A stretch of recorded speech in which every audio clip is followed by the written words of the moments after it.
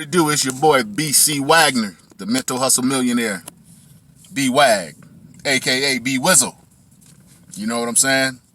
How you guys doing today? Hey, yo, fellas, this is the smoke session with B. You know what I'm saying? This is where I get to blow one and we get to talk about some real man shit. You know what I'm saying?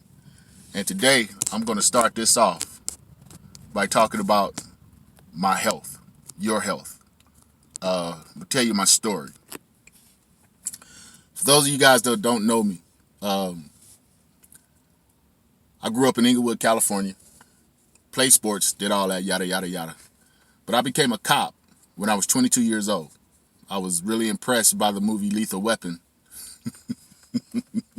and the way Mel Gibson handled that pistol, that 9mm.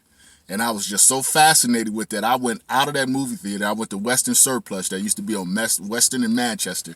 I went over there and bought myself a 92F Beretta. And then, got into the police thing. And lo and behold, I became a cop. So, with a key to the city, me being black, with a gun and a badge, you couldn't tell me shit. Just going around doing my thing, yada, yada, yada, right? And then I ran into some issues on the job where I seen some things and I had some things happen to me. And then back then, when you tried to go to report stuff, it was basically get the fuck out of here with that shit. Get back out in the field. You know what I'm saying? So I could just imagine what happened to the brothers in the 60s and the 70s and the 50s and shit like that, in the 80s. But anyway, I ended up quitting the police department because I just didn't like who I had become in that system. And I didn't like the way that system was. I didn't like being a cop 24/7. I just didn't dig it. So I left it and then, searched for myself afterwards, because when you quit a position like that, you're left wondering, was it me or was it the job? Was it the job or was it me? And come to find out, the rude awakening was it was the job. Because I went from telling everybody what to do to instantly nobody giving a care about what you say. You know what I'm saying? And that fucks with your ego. I don't care who you are, male, female, especially when you're in a position of authority, then you lose it. And I lost it. I walked away from it. Nobody's fault but my own. I walked away. I made that choice. But anyway, so going through the years, still searching for myself, got married again, had another child, and that didn't last either.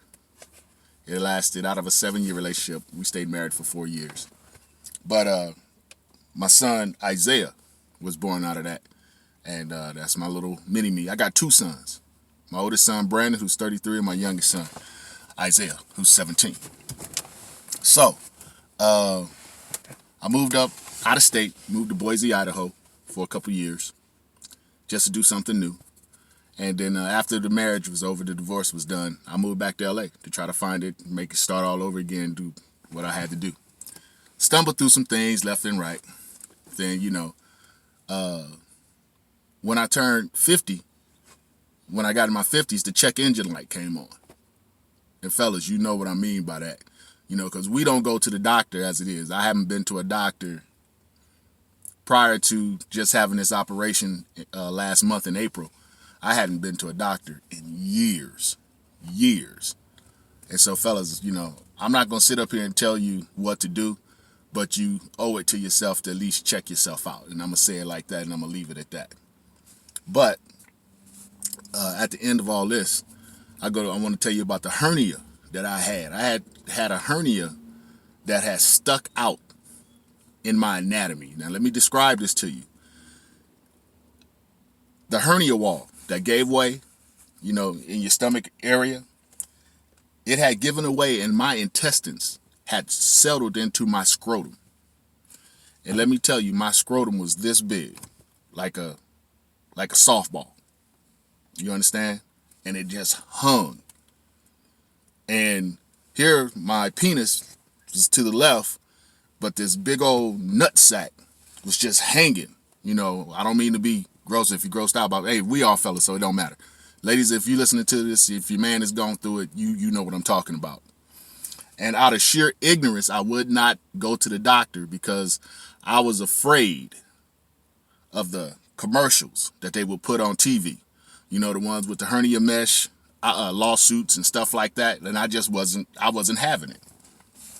And so lo and behold, we're gonna flash forward to 2020. I met up with one of my boys, and I love this nigga to death. I don't care what nobody say. My boy, Barry Pizzle Page.